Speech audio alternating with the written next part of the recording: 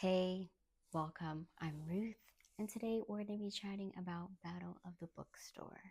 Boston is the location of these neighboring rival bookstore, one focused on romance and the other bookstore focused on literary fiction. I listened to this book on audiobooks.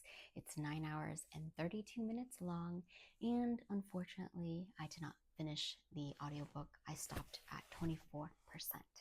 I think the enemies to lovers trope, the way the characters were written, and the way the story was written just didn't keep my attention.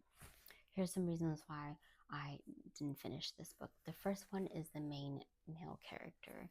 I don't like being in his head, and you have to read or listen to his thoughts. And his thoughts do not match his actions or what he thinks. And I hate that because it makes me feel like he is a deceiver, a manipulator, and a liar. And I don't like when people's actions do not match what they think. The second one is I don't think this book purposely promotes this type of behavior. However, there was an incident where Josie, is the main female character. She's one that owns the literary fiction book. And then Ryan is the one that owns the romance bookstore, just to kind of give more context here. Sorry about that. I didn't do that earlier. But so Josie grabs onto Ryan's lanyards. And for one, that is inappropriate because during this time, she doesn't really know Ryan that well. And second, it doesn't even matter if you know someone that well. You shouldn't be putting your hands on people. So that's already a negative for Josie and this book. The third one, while it's entertaining, and I think the voice actors really tried to bring out the characters in their reading style, I just found myself kind of drifting off, even while listening to this audiobook, just kind of drifting off in thought.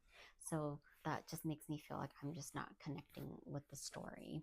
And then the other point, very minor, but I'm just very curious because I just think that this is not too realistic. So Ryan, the male main character, he owns the romance bookstore. So I just am very curious. Of course, everyone reads all type of books, but do males really gravitate to reading romance book? Because I think that predominantly, I think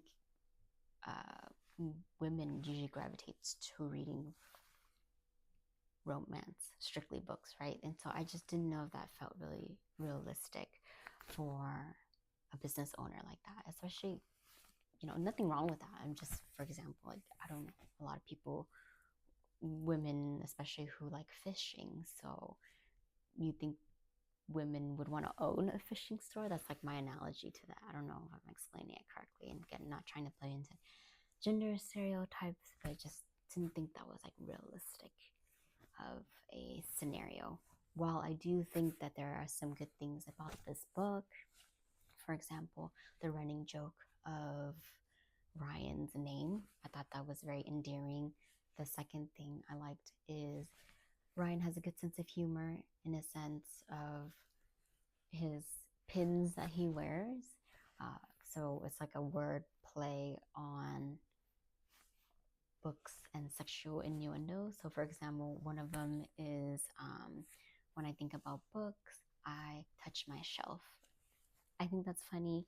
There's some funny moments like that in the book that I enjoy too. So I did like that. The concept of rivaling bookstores I was hoping to be executed just a little bit differently. And I'm not a writer.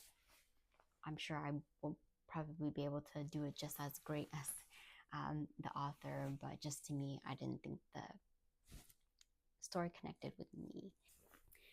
While those positive things do not outweigh my cons or dislikes for this book, my final rating for this book is 1 star. Unfortunately, I felt like it had high hopes, but in the end,